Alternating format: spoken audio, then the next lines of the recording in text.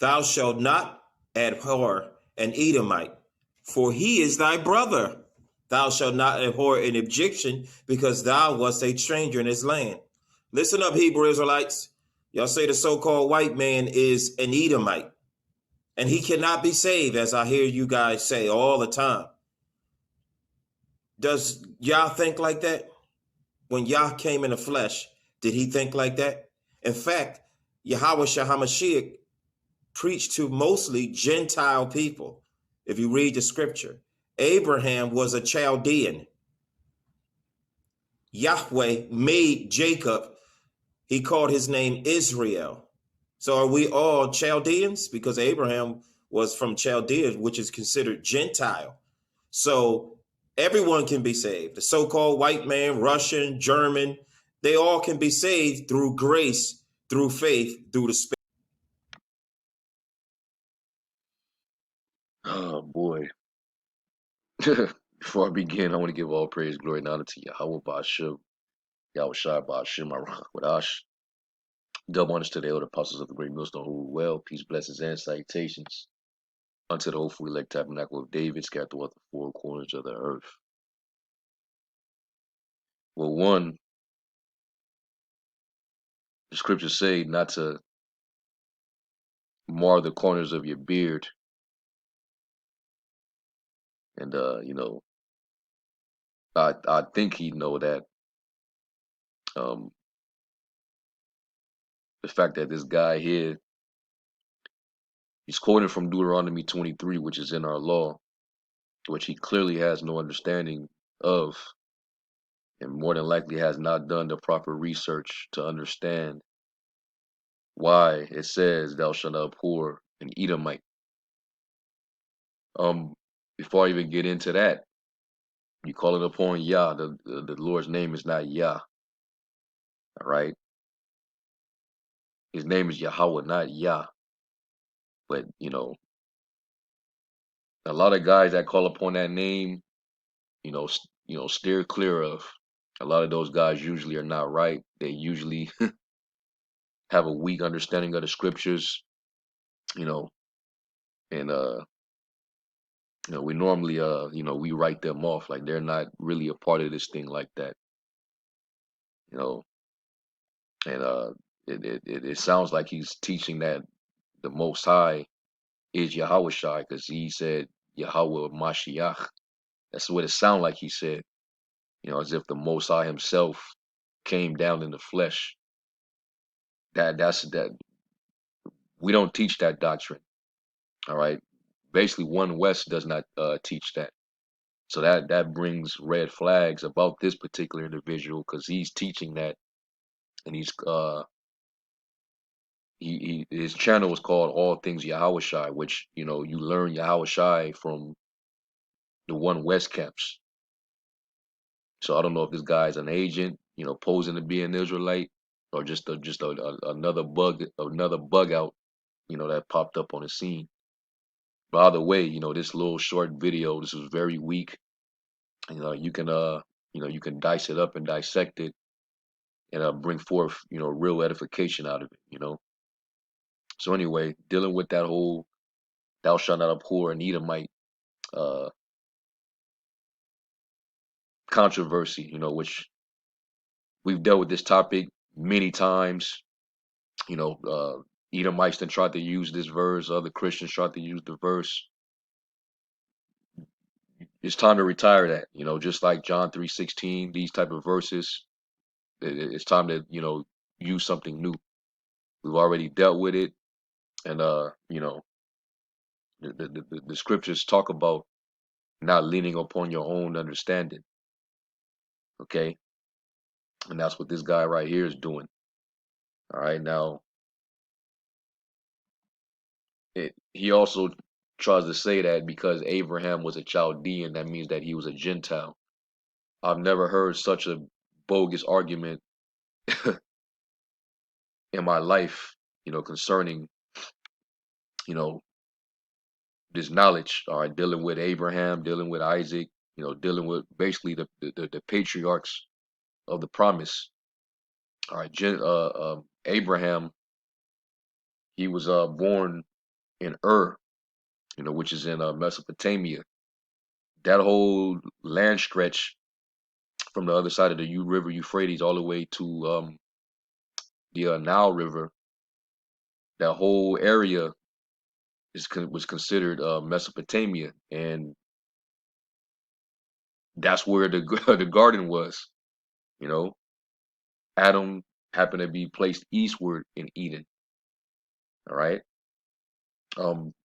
So because Adam was born in the area, does that mean that he was he was a heathen or something? He was clearly a son of the Most High. Abraham, he was also a son of the Most High. When you go through the lineage, from Adam all the way to our Lord, you can trace that lineage and see that the sons of God and the Israelites are of the same line. So I don't even know why he even used Abraham. Let's real quick, you go to Luke the 3rd chapter, and then we're gonna go right into the actual topic dealing with the thou shalt not abhor Edomite uh doctrine. You go to Luke the 3rd chapter, which it actually goes into Yahushai's mother Mary's line. When you go to her line and you trace it going backwards, you can trace it all the way back to the sons of God, right? Luke 3:38. Now let's real quick, but let's start with Abraham, right? Luke 3:34 says, which was the son of Jacob, which was the son of Isaac, which was the son of Abraham. So Jacob was the son of Isaac. All right, as well as Esau, but we see Esau is not listed. Why? Because Esau is not of the chosen line. All right.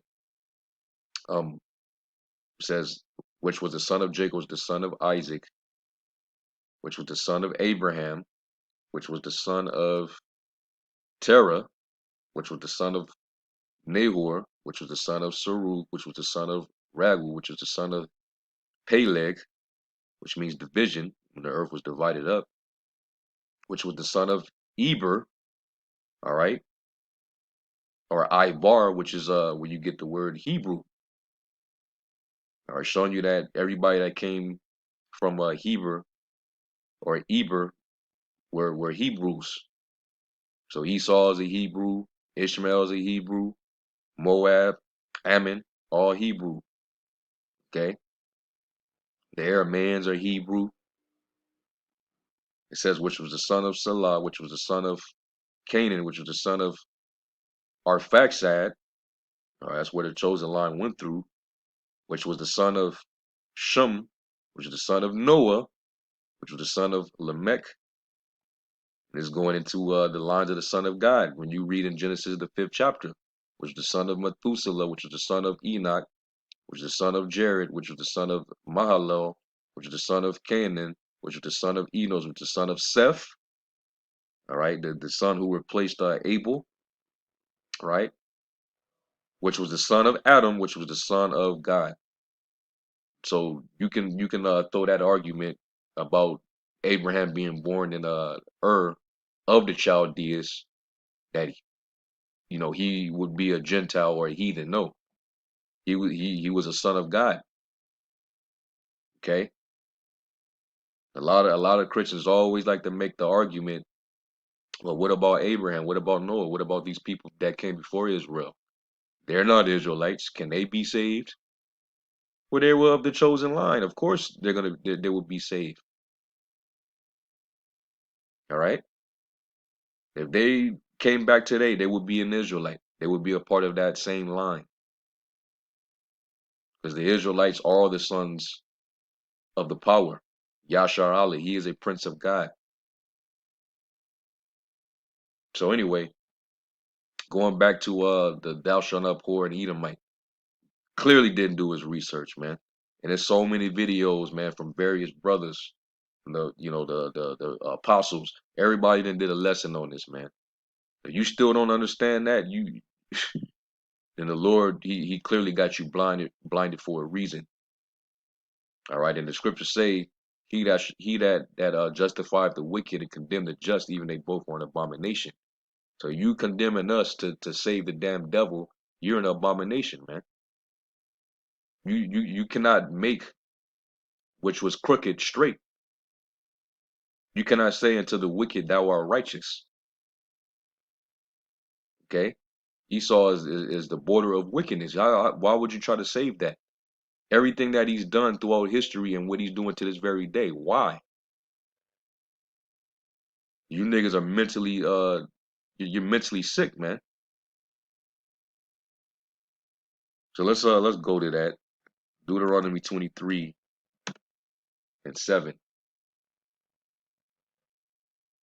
Because you read it for face value and you don't actually do the research, you just read it in the plain English. You'll stumble. It'll be a complete stumbling block, man. So this is Deuteronomy 23:7. It says, "Thou shalt not abhor an Edomite, for he is thy brother. Thou shalt not abhor an Egyptian, because thou wast a stranger in his land." Now let's get understanding. Yeah, Esau, he was born, he came out of the same womb that Jacob came out of. He came out of Rebekah. So technically that would be Jacob's brother. But is that what this is talking about? This particular verse? No. Esau been destroyed that brotherly covenant between us. That man, he hates you. And it was prophesied that his hatred would tear perpetually and would not cast off all pity. So the Lord is not going to tell us to, yeah, don't abhor him, even though he hates you. Nah, man. The Lord said he hated Esau. That would be a contradiction, wouldn't it be? Malachi 1, 2 through 4. I don't even have to get it. You should already know that. So one with a studious mind would say, well, hold up. If the Most High says he hated Esau, but then in his law said don't abhor them, that sounds like a contradiction. Something ain't right. Either the prophecy in Malachi is off, or there's a error with this particular verse right here. Now, is it an error? That's what you should ask yourself. Well, let's look up the word. Let's look up Edomite. And those of you that know this breakdown, you already know what it is. You already know what the error is. And the word there used, or what they have in place, is Adamya. Okay, that's what they have there. But when you actually read it, it says Edomite in the translation, and then also they use Syria. Now, why do they use Syria as a translation? Because sometimes words get lost in translation. Because when you try to translate a particular word, sometimes depending on its usage, when you look at how it's spelled, you can get confused. Some of the Hebrew characters are very similar. So the person who's trying to translate that can actually get mixed up. And in this instance, that's exactly what happened. All right. Now it uses H123. It's like your H130. All right. Adamya. But then for actual Edom, it uses H123. All right, which is Adam. All right, Edom, which we say Adawam, which means red. Okay. But then it says right here, CH726. Let's go there. And there you have it. Arawamya. The other one uses Adamya. This one is Arawamya. And it says a clerical error for Adamya. You see that? So what confused the translator? The Da and the Ra. All right? The Da and the Ra, they look very similar in character. So instead of it being a Edomite or using Adamya, which really would be Adawamya or Adawam, they would have to use Arawamya or Arawam, all right, which is Assyrian. Now, why would it make more sense if Syrian or Arawam was used? Because the Syrians, we actually had a relationship with those same said people. Remember, Rebecca, she came from those people, all right, and she married Isaac. Let's get a couple scriptures. It makes way more sense than applying it to the Edomites, knowing that we did not have any good relationship with no Edomites.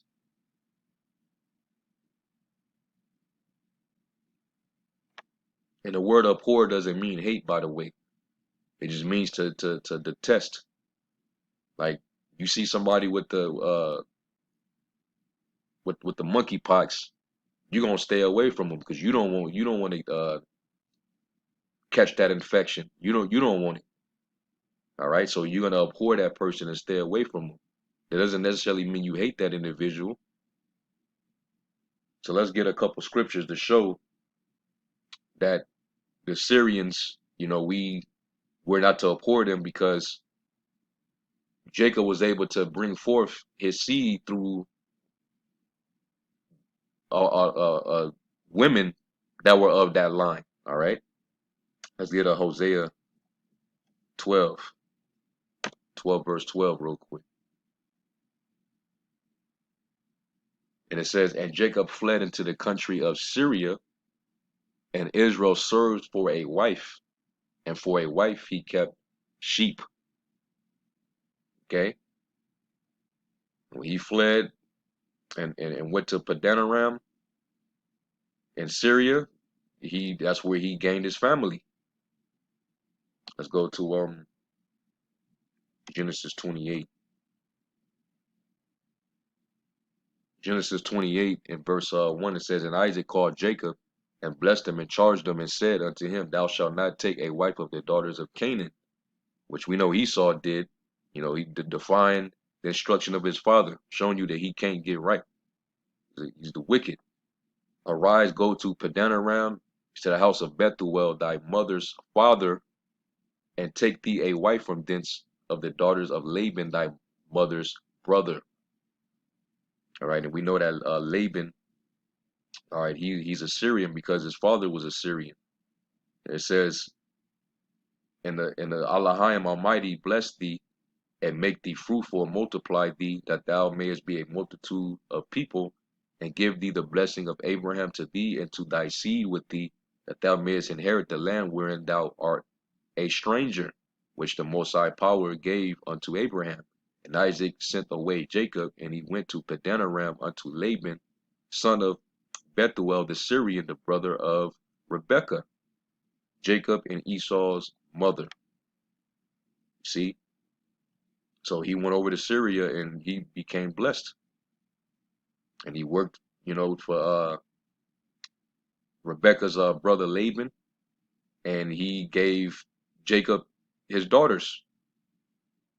He worked 14 years and got both daughters and had all those children. And they gave him uh, their handmaids, and he had 13 children. Okay. So anyway, let's go to the next chapter over.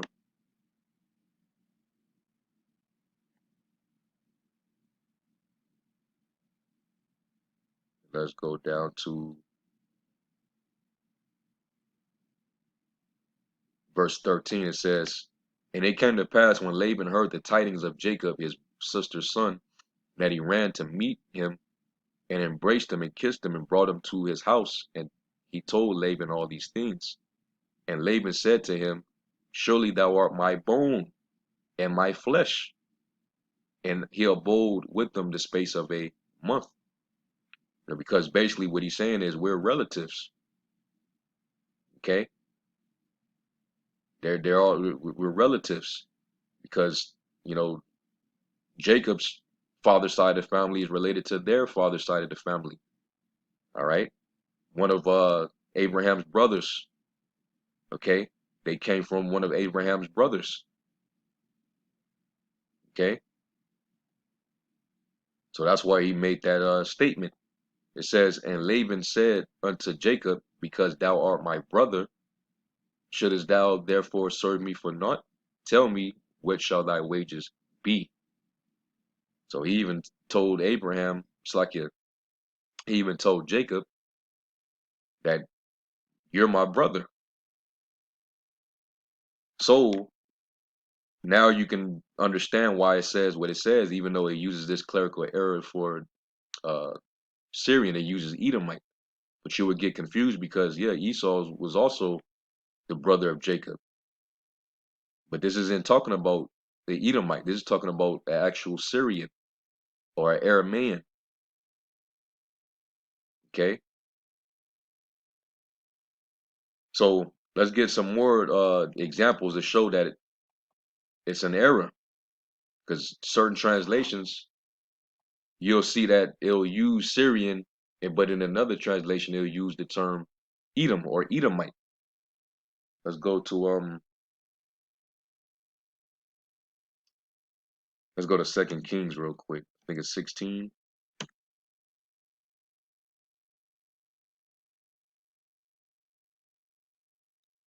There's a Second Kings 16 and verse 5. It says, "Then Rezin, king of Syria, and Pekah, son of Remaliah, king of Israel, came up to Jerusalem to war, and they besieged Ahaz, but could not overcome him.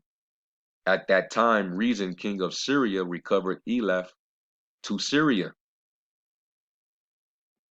and drave the Jews from Elath. And the Syrians came to Elath and dwelt there unto this day." All right. Now, if this is the king of Syria and he took this land, all right, and made it a province of Syria and moved the Jews up out of there so that the Syrians can dwell there, that would mean that these were Syrian people. But when you read these other translations showing you that they got lost in translation, some translations has it as Edom.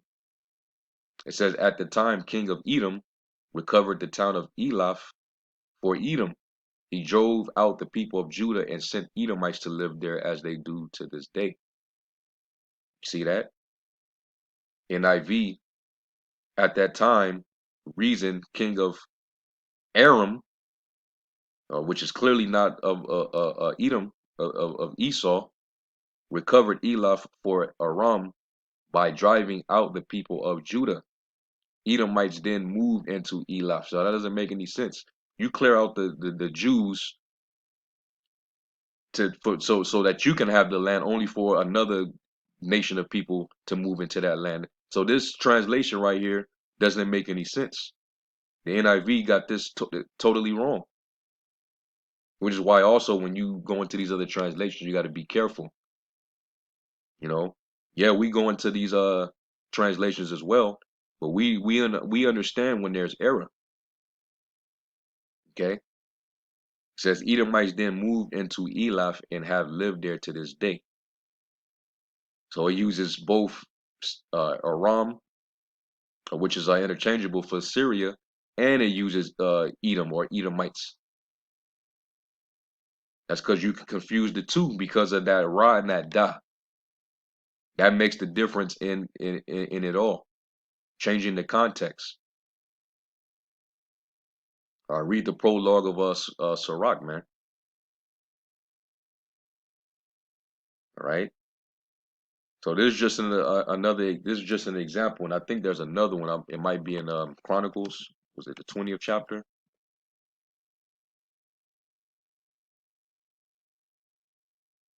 Second Chronicles 20:1. It says, and it came to pass after this also that the children of Moab and the children of Ammon, and with them other beside the Ammonites, came against Jehoshaphat to battle. Then there came some that told Jehoshaphat, saying, there cometh a great multitude against thee from beyond the sea on this side Syria. And behold, they be in Hazazon Tamar, which is Engedi. Let's see what's being used there for Syria in the other translations. Of course, NLT uses Edom. Messengers came and told Jehoshaphat, a vast army from Edom is marching against you from beyond the Dead Sea. They are already at Hazazon Tamar. This was another name for Engedi. All right, so you see the other translations uses Edom. So you got to be very careful, man. All right. So clearly, this dude here, he's not learned. He's one of them Yah Israelites. They're on a very low level, man. But I still find it, uh, suspicious that he knows the name Yahushai but Thou refuses to shalt use it. All things Yahushai, but yet you're using Yah. All right. You're basically not saying it the way we say it, but where you get Yahushai from. So stand clear of these type of individuals, man. All right. These dudes are low level. And you're definitely a weak Israelite if you're trying to save your oppressor, your master, your enemy. Stop trying to save the damn devil, man. The hell with them and the hell with the nations. They're still in their dominion. They're still in their they you're still at the bottom. All right. These nations, they still are having their time over you. They rejoiced over your fall. They all work together as a conspiracy to keep our nation from being a nation. That the name of Israel be no more in remembrance. We can't forget that. So anyway, I just want to do a response lesson, to this little clip here, and thought I'd, why not bring edification, and brothers that may be new to this understanding, because you just now coming in. Well, you definitely need to know this breakdown. All right, this guy right here, he simply, the Most High is not dealing with him. So anyway, Lord willing, this was edifying. I'm give all praise, glory, and honor to Yahweh Shem Shai. And to the next lesson, Shalom.